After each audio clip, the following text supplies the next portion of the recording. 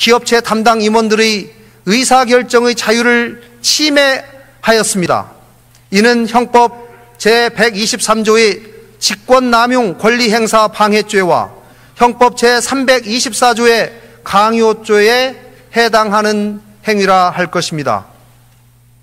둘째, 박근혜 대통령은 KD 코퍼레이션이 현대자동차와 수의계약으로 제품을 납품하도록 하는 과정, 플레이그라운드가 현대자동차로부터 광고 계약을 맺고 수주를 받도록 하는 과정, 포스코가 펜싱팀을 창단하고 더 블루K가 매니지먼트를 하기로 하는 내용의 합의를 하는 과정, 또 플레이그라운드가 KT의 광고 대행사로 선정되고 광고 제작비를 수수하는 과정, 한국관광공사의 자회사인 그랜드 코리아 레저가 더 블루K와 계약을 체결하고 금액을 납부하는 과정 등에서 직권남용 권리행사 방해죄 및 강요죄를 범하였습니다. 셋째, 박근혜 대통령은 2013년 1월경부터 2016년 4월경까지 정호성에 지시하여 총 47회에 걸쳐 공무상 비밀 내용을 담고 있는 문건 47건을 최순실에게 이메일 또는 인편 등으로 전달하였고, 이러한 행위는 형법 제127조의 공무상 비밀 누설죄를 범한 것입니다. 이상으로 박근혜 대통령의 구체적인 헌법 위반의 점과 법률 위반의 행위에 대해서 살펴보았습니다. 한편 헌법재판소의 결정례에 따르면 대통령에 대한 파면 결정이 정당화되기 위해서는 파면 결정을 통하여 헌법을 수호하고 손상된 헌법 질서를 다시 회복하는 것이 요청될 정도로 대통령의 법 위반 행위가 헌법 수호의 관점에서 중대한 의미를 가져야 한다고 하고 있습니다. 또 대통령에게 부여한 국민의 신임을 임기 중 다시 박탈해야 할 정도로 대통령이 법 위반 행위를 통하여 국민의 신임을 저버린 경우여야만 한다고 하고 있습니다. 과연 위에서 말씀드린 박 대통령의 위반 행위가 여기에 해당되는지의 여부를 말씀드리겠습니다.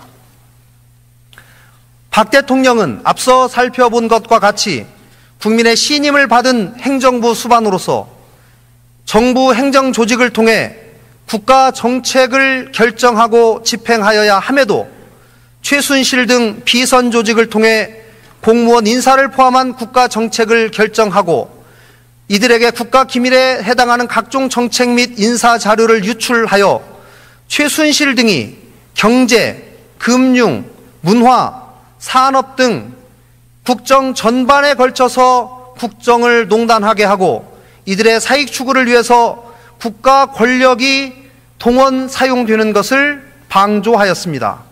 그 결과 최순실 등이 고위 공무원들의 임면에 관여하였으며 이들에게 불리한 언론 보도를 통제하고 이에 응하지 않는 언론인을 사퇴하게 하는 등 자유민주 국가에서 허용될 수 없는 불법 행위를 가하였습니다.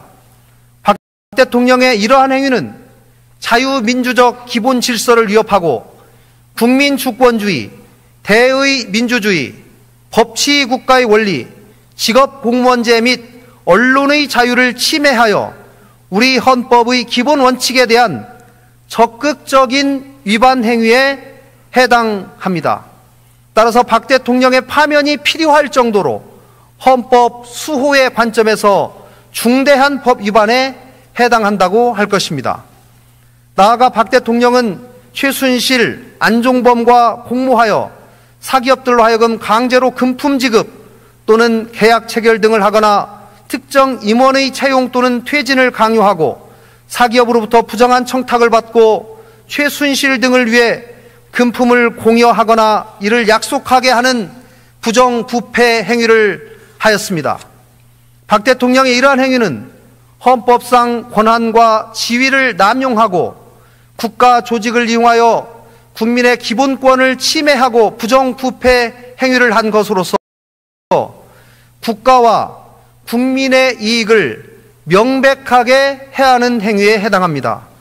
따라서 대통령의 직을 유지하는 것이 더 이상 헌법 수호의 관점에서 용납될 수 없거나 대통령이 국민의 신임을 배신하여 국정을 담당할 자격을 상실한 정도에 이른 것이라고 할 것입니다. 최순실 등의 국정농단과 비리, 그리고 공권력을 이용하거나 공권력을 배경으로 한 사익의 추구는 그 끝을 알 수 없을 정도로 광범위하고 심각합니다. 국민들은 이러한 비리가 단순히 측근에 해당하는 인물이 아니라 박 대통령 본인에 의해서 저질러졌다는 점에서 분노와 허탈감을 금치 못하고 있습니다.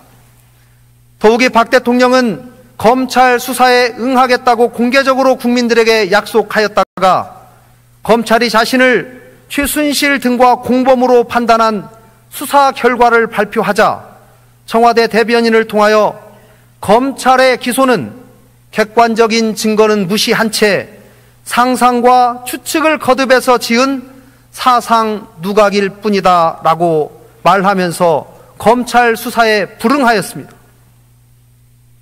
국정의 최종 책임자인 대통령이 국가기관인 검찰의 준사법적 판단을 이렇게 무시하는 것은 그 자체가 국법 질서를 깨는 일일 뿐만 아니라 공개적인 대국민 약속을 상황이 자신에게 불리해졌다고 해서 불과 며칠 만에 어기고 결과적으로 거짓말로 만들어버렸습니다.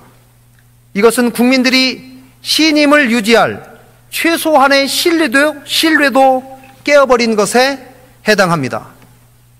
최근 박근혜 대통령에 대한 지지율은 4%대에 불과하며 전국에서 200만 명이 넘는 국민들이 촛불 집회와 시위를 통해 대통령의 즉각 퇴진과 탄핵을 요구하고 있습니다. 박근혜 대통령의 탄핵 소추와 공직으로부터의 파면은 대통령의 직무 수행의 단절로 인한 국가적 손실과 국정 공백을 훨씬 상회하는 손상된 근본적 헌법 질서의 회복을 위한 것입니다.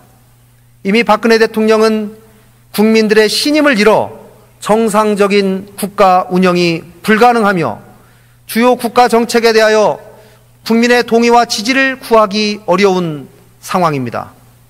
박 대통령에 대한 탄핵 소추와 파면은 국론의 분열을 가져오는 것이 아니라 오히려 국론의 통일에 기여할 것입니다.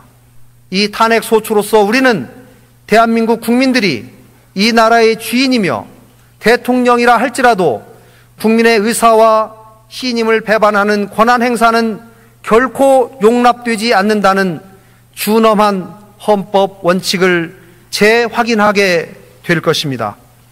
존경하는 선배 동료 의원 여러분, 우리는 지금 역사의 중심에 서 있습니다.